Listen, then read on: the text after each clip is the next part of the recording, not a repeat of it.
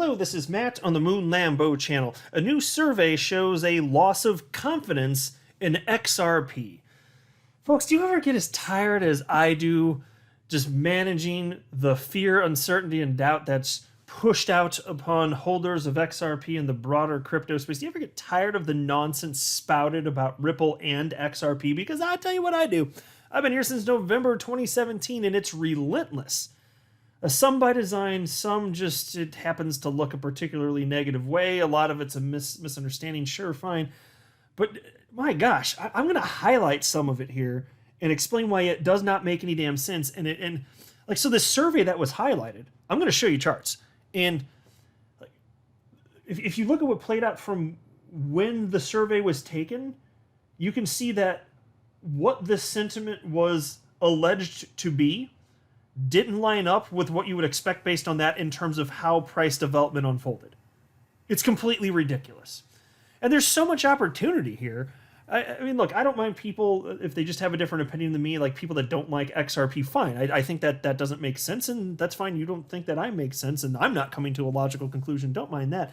I just don't like some of the nastiness about it and some of the closed-mindedness surrounding it. Because, look, the ultimate reality here is that there's so much opportunity in this space, so damn much opportunity here, life-changing wealth opportunity here. That's not hyperbole. That is true. It's been demonstrated to be true for over a decade now. And you're still seeing the same type of wild volatility that made that possible today that you saw years and years ago, many market cycles ago. And it is true with each subsequent market cycle, there's less opportunity because as more money enters the space, it takes that much more money coming in to get a doubling, tripling, quadrupling effect. Yes, of course, I understand that. I've talked about that. But we're still at a point now, and you can see with the extreme volatility, that's not something to be scared of. That is what makes it possible to achieve this life-changing wealth. And I will tell you who gets that. It's Anthony Scaramucci. And he was talking about Bitcoin recently, but he said some stuff that I think true, and I think his analysis is perfectly reasonable, but apply the concepts that he cites here in this article from the Daily Hodl to XRP, and it's easy to understand why I'm excited to be holding as much XRP as I do. Here was the headline from the Daily Hodl. Here's the signal that Bitcoin is headed for $500,000, according to hedge fund CEO Anthony Scaramucci. But before I go any further, I do want to be clear, I do not have a financial background of any kind. I'm not offering financial advice, and you definitely should not buy or sell anything because of anything I say or write. I'm just an enthusiast who enjoys making YouTube videos about crypto-related topics, but just as a hobby and just for fun. Now, in a video yesterday, I did report that XRP lost a rank in terms of market cap. It was at number 6 for a long time, and it's currently at number 7. It's not as much because XRP performed poorly. It's more so that Solana, which took that spot, just went on a crazy rally. It was one of those outliers. And so fine, good for Solana. Things are going to be volatile. XRP won't always be in exactly the same spot for the duration of its existence. But I will say, even being at number 7, consider this. There are over 18,000 cryptos in existence. And without the stable coins that are in the top 10, which would be USDT and USDC, if you throw them out, XRP would be at number 5 in terms of market cap. And that's relevant because if you look back to the previous market cycles, Tether and USDC were never in the top 10. And it's silly to even have them measured by default because people don't look at market cap for the purposes of seeing if Tether's still worth $1. They of course not. It's a stablecoin. It's always worth $1. Same for USDC. They come to find out if there are other cryptocurrencies which are not backed by anything, they're not pegged to anything, to find out what those are worth relative to the United States dollar or whatever their fiat currency of choice is. Of course. So why the hell even have stable coins on there by default? If you want to list them, fine, but by default, that doesn't make sense. That's not the reason people come to the damn site, but this is how our industry is behaving. So what if you have like a bunch of stable coins that just keep getting printed and printed and printed? You could have the whole top 10 filled up with stable coins, and then are you really serving the people that are going to the site? So I think it's silly to have that be listed as default, but that's what we're working with here. But the reason I'm even mentioning this is to point out XRP, despite it being under attack by the SEC and arguably the price is suppressed today, it still would be number 5 if not for the stable coins being listed here, which they shouldn't be. And that's amazing. That's absolutely astonishing. Think about that. Over 18,000 coins. XRP its whole life has lived in the top 10. There are so many coins that used to be in the top 10. If you go to the historical records, you can go in the archives and look it up. Go to coinmarketcap.com. They have historical snapshots. It's been a revolving door of almost all of them. Coins that were in the top 10 like 5, 6, 7 years ago, you look and be like, what the hell's that? They're gone. They're gone. I mean, even if they still exist, they're way, way, way down. They're small cap coins. XRP persists. And why is that? There's something different about it, obviously. Even though XRP moves in tandem with the rest of the market, there are enough of us out there that recognize, hey, there's something to this. That we're keeping it up there in terms of price action, and then there's a certain amount of typical retail speculators out there that just follow the leader, and they're following our lead. You know, if you're like me anyway, at least, because I look at it in terms of utility. I'm more interested in purchasing based on utility than anything else here. But even so, there's the fudsters out there that just don't get what the hell is happening here. So here's the headline from the Daily Hodl. Institutional investors are storming back to Bitcoin and Ethereum from altcoins, says new CoinShares survey. Now, let's pause to note that Ethereum is an altcoin. So that's a silly title right there. Heading back to Bitcoin and Ethereum from altcoins. No, Ethereum is an altcoin, damn it. Anything that's not number one is the altcoin. And I hope to make Bitcoin an altcoin one day. As soon as it's dethroned, which is a perfectly reasonable thing to suspect may happen. But anyway, piece reads as follows. A leading crypto asset manager is revealing the results of a recently conducted fund manager survey. According to CoinShares, investors are trooping back into Bitcoin and Ethereum while reducing exposure to altcoins such as XRP and smart contract-enabled blockchains Cardano and Polkadot. Of course they are. And this is a survey. The survey says the price swings experienced during the first 2 months of the year are causing the shift. And here's a quote from the survey. The price swings in January and February this year have led to investor perceptions swinging back in favor of large caps such as Bitcoin and Ethereum at the expense of smaller caps such as Polkadot, Cardano, and XRP. End quote. Okay, well, I don't have it pulled up for this video, but I downloaded the actual document that they're talking about from this website right here, coinshares.com. You can download it yourself. You click on download here, you can get the report. I took a look at it, and it's worth noting that these claims, the results of the survey, they actually come from February 28th of this year. So over a month ago. So what's actually happened since then? Well, here's the 90-day XRP chart. And you can see 28th was right here. So XRP was right around 73 cents. Just call it 73 cents.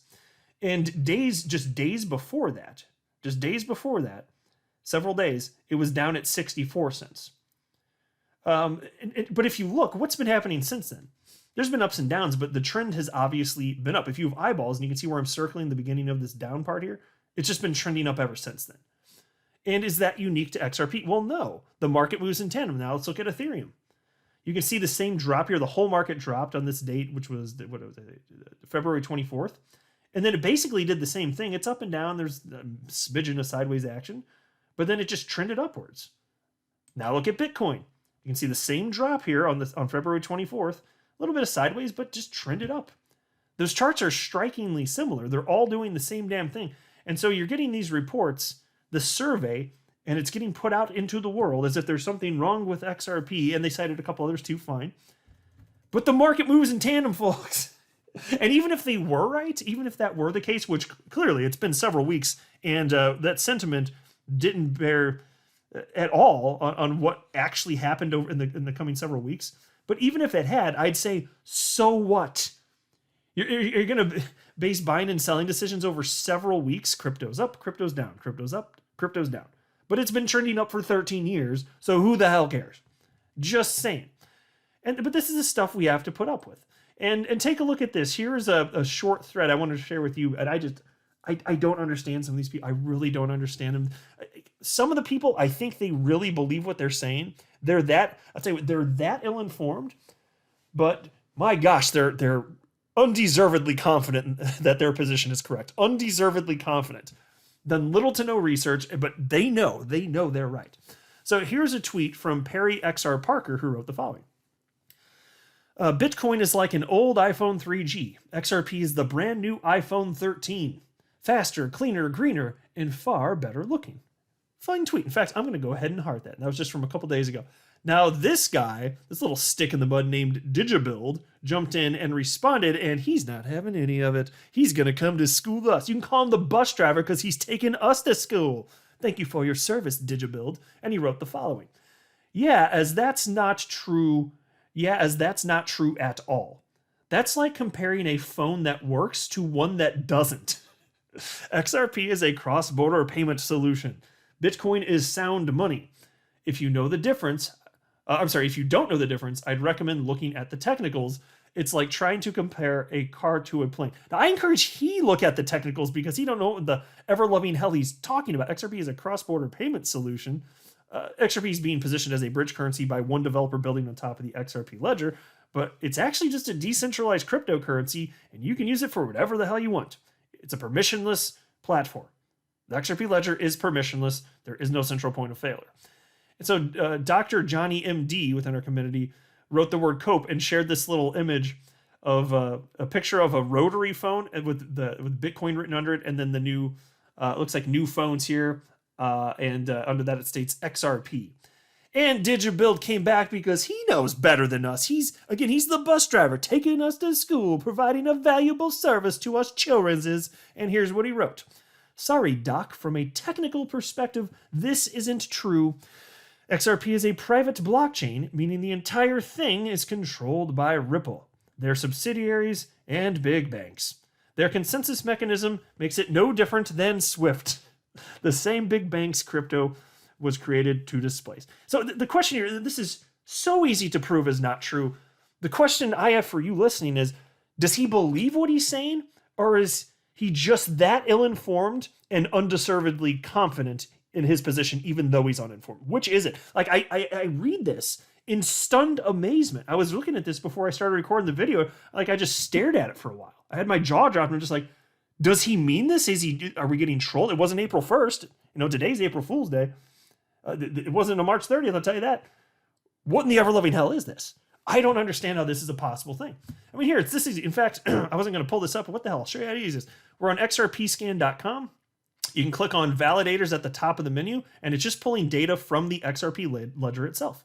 And here's a list of all the validators. There's over 100 of them. And many of them, you can see like where they're actually located and who's running them. So you can scroll through here. Like, if it's a private blockchain, you can't just join this on your own. You'd have to get permission from somebody. And he says it's a private blockchain. That is literally not true, and it's so easy to prove that. Is this guy just a damn fool? Like, what is going on here? I see this stuff, and it starts to grind my gears a little bit. I don't know. My biscuits are burnt too, FYI. And so Matt Hamilton responded with the following. XRP community member Matt Hamilton, former Ripple employee, and he wrote, nope, the XRP ledger is decentralized, permissionless, public, open blockchain. It is controlled by the participants of the network, not Ripple. XRP displaces banks. All of that is true. I don't get it, folks. This is why we cannot have nice things.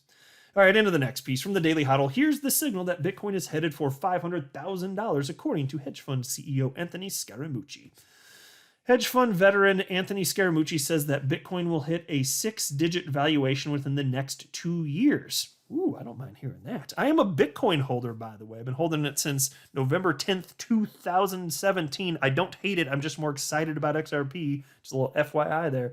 So I like seeing that. But anyway, in a new interview on CNBC, the CEO of global investment firm Skybridge Capital says that the skyrocketing growth in the number of Bitcoin wallets indicates that the flagship cryptocurrency is on track to $500,000. And I'll just pause to note, I don't make price predictions.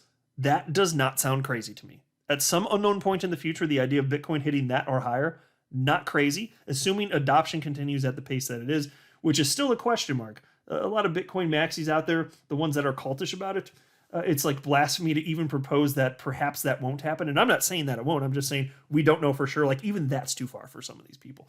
It's like, damn, well, you just refuse to have an open mind and you just want to hang out in the Bitcoin echo chamber. Okay, well, you do you.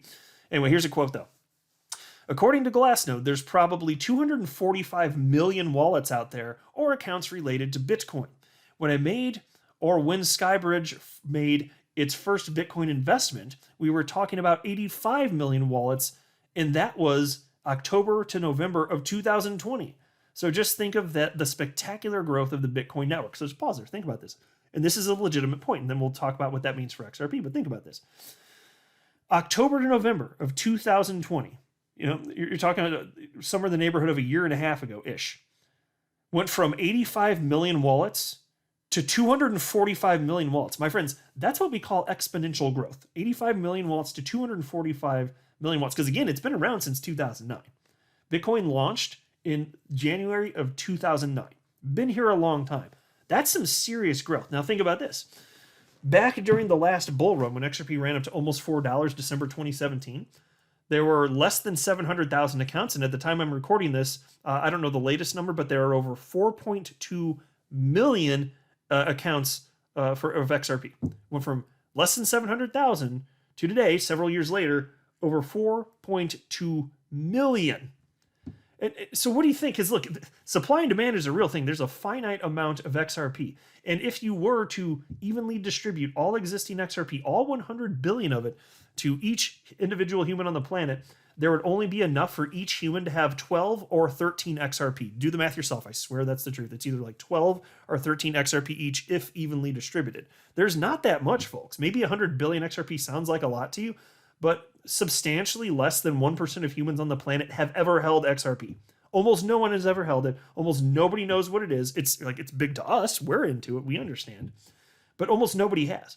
So if you're talking about this kind of continued adoption, what if there are tens of millions of XRP accounts one day? What if over 100 million? If it continues to be adopted, and it will if it continues to be useful, what do you think that means in terms of price action? And that's what Anthony Scaramucci is getting at here when he's talking about Bitcoin. But it's true of adoption for any crypto that continues to go that path. Piece continues. Scaramucci says that wallets give an overview of people's trust in Bitcoin, and here's another quote. As wallets grow and the transactions on the Bitcoin network grow, I think people get more and more confidence in Bitcoin, the ledger of Bitcoin, the accounting of Bitcoin. Somebody like Kathy Wood would say to you, 1 billion wallets, Bitcoin could easily trade to $500,000 a coin, end quote. I don't know when that's going to happen. I don't know for sure if it's going to happen, but that seems very plausible.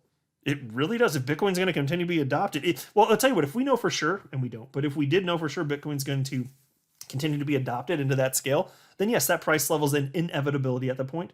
And the price that you're seeing today for Bitcoin is going to look like an incredible buy at that point. And I still think there's way more opportunity in XRP. It's a smaller cap coin. Less money needs to come in to get a tremendous multiplier effect. But I'm just saying, it's such early days here. And the volatility, yeah, it's shaking people up, but that don't make no damn sense. Volatility is the reason to be here. It's the reason for investing. And yes, there's a lot of it, but look, this is the reason. If you come in with hopes for life-changing wealth, which many have achieved to this point, it really is possible. And I think that's a really empowering message. The everyday person, which is you and me, yes, that is a possibility. And some people will get wrecked, so I'm not pretending that there's no risk. There's plenty of risk. But the opportunity really is there. That's incredible. But getting shaken out by the volatility, which is what makes the life-changing wealth possible in the first place, doesn't make any damn sense. You just have to be aware that it's there and then not care because it doesn't matter. But this is where we're at. I'll go ahead and wrap up here, though. I'm not a financial advisor. You should not buy or sell anything because of anything that I say or write. That would be a very, very, very bad idea. Until next time, to the moon, Lambo.